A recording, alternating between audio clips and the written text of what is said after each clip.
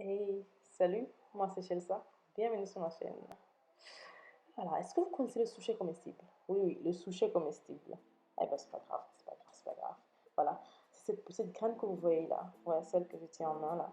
Ouais, ça c'est la version réhydratée et ça sont les graines sèches, disons. Ok, voilà. Aujourd'hui, je vous montre comment est-ce que je fais mon lait de souchet comestible. C'est un lait végétal hyper bon. Vous devez absolument l'essayer si vous pouvez. Voilà, je vous le conseille vraiment fortement. Donc, au préalable, moi, je réhydrate les graines parce qu'elles sont vraiment sèches. Je les laisse au minimum 8 heures de temps et même plus si possible. Et puis, il faut les rincer aussi parce qu'elles peuvent avoir des résidus de terre.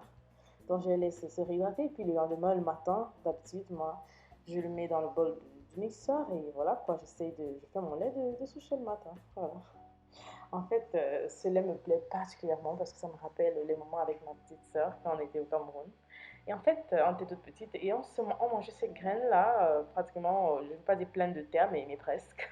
Parce que c'était sucré, on ne savait même pas ce que c'était, mais on les mangeait. C'était super bon et on était des enfants et on aimait juste ça. Et en grandissant, je redécouvre le sushi, je suis juste in love, voilà. Donc, comment dire, l'écraser vraiment pendant un peu de temps parce que c'est assez fibreux comme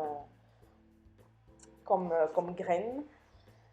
Et voilà quoi, vous contrôlez la consistance, vous rassurez que c'est assez fin pour pouvoir extraire le maximum de jus possible de toutes les substances, les substances contenues dans la graine.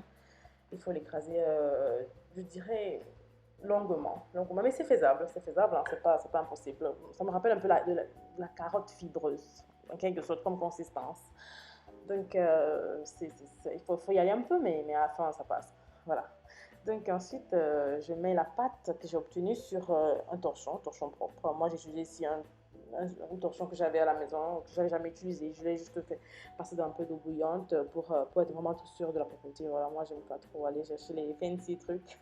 J'ai juste ce que j'ai sous la main. Vraiment. Après, chacun peut faire comme il veut. L'important, c'est de filtrer toute cette pâte. C'est ça le plus important. C'est ce que vous voulez, comme ce qui fonctionne pour vous, ça va, quoi, il n'y a pas de souci. C'est tranquille. Donc voilà, je rajoute de l'eau pour vraiment faire filtrer tout le liquide et toutes les bonnes substances de mon cher sushi, voilà. Donc voilà, je remue bien pour que ça descende bien, Et puis là, j'essaie de filtrer, c'est pas très facile, hein. J'essaie de filtrer, je presse au maximum pour recueillir le maximum de lait possible, voilà. Vous pouvez le voir, c'est assez simple en fait comme procédure, c'est même pas compliqué. Je le fais le matin en général, à chaque fois en fait. Ça, c'est un lait qui se conserve parfaitement bien au frigo pour 2 jours, hein. Mais moi, j'aime bien le faire chaque fois que j'en ai besoin pour qu'il soit le plus frais possible. Et voilà, vous avez vu la pulpe là de sushi que j'ai pas vraiment bien pressée, mais moi j'utilise aussi dans les gâteaux, dans les biscuits, donc je jette rien.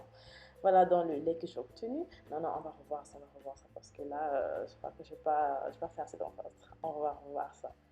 Voilà, dans le lait obtenu, comme promis, le lait de soutien, le lait végétal, un peu comme le lait de soja ou le lait d'amande, ça passe très bien pour le petit déjeuner ou pour le boire comme ça.